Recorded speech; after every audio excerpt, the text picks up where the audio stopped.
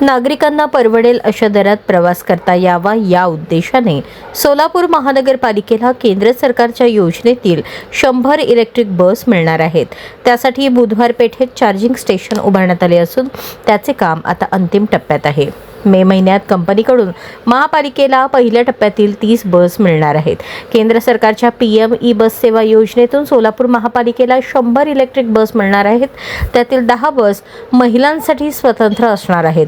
बुधवार पेठेतील चार्जिंग स्टेशनवर एकाच वेळी 20 बस चार्जिंग करता येतील। बस गाड्या त्या ठिकाणी लावण्यासाठी पार्किंगची व्यवस्था करण्यात आली आहे।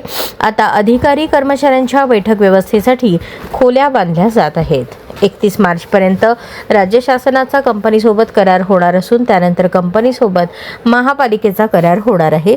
त्यानंतर महापालिकेला पहिल्या टप्प्यातील बस मिळणार असून त्यासाठी मे उजाडणार आहे। बस मिळाल्यावर प्रवाशांना स्वस्तात आरामदायी प्रवास करता येणार आहे।